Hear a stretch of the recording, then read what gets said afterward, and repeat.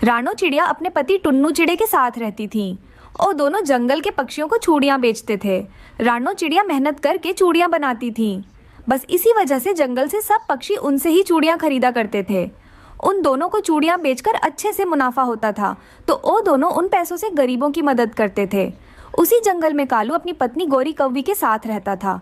वह दोनों जंगल में चूड़ियां बेचने का काम करते थे, लेकिन वह अपनी चूड़ियां बिल्कुल भी मेहनत से नहीं बनाते थे, जिस वजह से उनकी चूड़ियां बिल्कुल अच्छी नहीं होती थीं और कोई पक्षी उनसे चूड़ियां नहीं खरीदता था। ऐसे ही एक दिन गोरी कौवी कालू से कहती है, कालू जी, ऐसे तो कोई पक्षी हमसे चूड़ियां खरीदने नहीं आएगा, क्यों ना हम सेल लगा दें।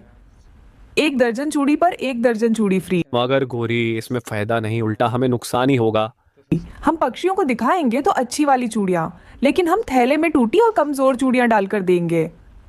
अगर कोई पक्षी वापस हमारे पास चूड़ी लेकर आएगा तो हम उसे कहेंगे कि ये चूड़ी हमारी दुकान की नहीं है। इस तरह से हमारा बहुत ज्यादा फायदा होगा।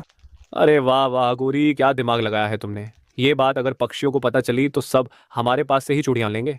चलो ये आज से ही शुरू करते हैं। दूसरे दिन जब पक्षियों को पता चलता है कि कालू कौवे की दुकान पर सेल चल रही है, सभी वहां आते हैं। दूसरी तरफ रानो चिड़िया अपने पति से कहती है, टुन्नू जी, ये गोरी और कालू ये सब क्या कर रहे हैं? ऐसे तो उनको बिल्कुल भी फायदा नहीं होगा। हाँ रानो, मुझे इसमें भी कालू कौवे की कुछ चाल दिख रही है। हाँ, आप सही कह रहे हो। ओ कालू ने सोचा होगा ऐसे करने से सभी उसी से पहले चूड़ियां लेंगे। हाँ देखना रानो, सभी पक्षियों के सामने उनका सच जल्दी ही सामने आ जाएगा। अरे वाह कालू, तुमने तो बहुत अच्छी सेल लगाई है। एक काम करो, मुझे ओ ब्लू वाली चूड़ियां दे दो। हाँ, मुझे भी सब रंग की चूड़ियां चाहिए। हाँ जरूर जरूर पक्षियों, तुम सबको चूड़ियां मिलेंगी पक्षियों। फिर कालू कौवा सबको ठेलियों में चूड़ियां डालकर देता है। फिर सब पक्षी जब घर जाकर देखते हैं, उनकी चूड़ियां या तो कमजोर होती हैं या टूटी हुई। अरे ये क्या? ये तो वो चूड़ियां नहीं है जो मुझे पसंद है। ये चूड़ियां कुछ टूटी हुई हैं और कुछ खराब। सभी पक्षियों को पता चल जाता है कालू और गोरी ने सेल के नाम पर उनको धोखा दिया है। सब कालू और गोरी के ठेले के पास जमा हो गए थे।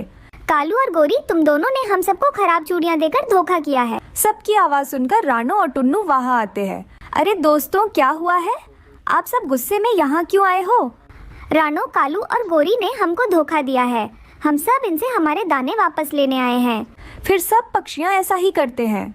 कालू कौवा तुम सबको कभी भी तुम्हारे दाने वापस नहीं करेगा।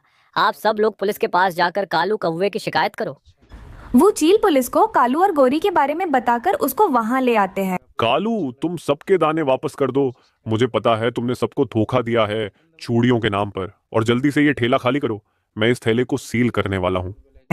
फिर क्या था, गोरी की वजह से उनका ठेला बंद हो जाता है। उस दिन के बाद जंगल के सभी पक्षियाँ रानो और टुन्नू से वह चूड़ियाँ खरीदने लगते हैं।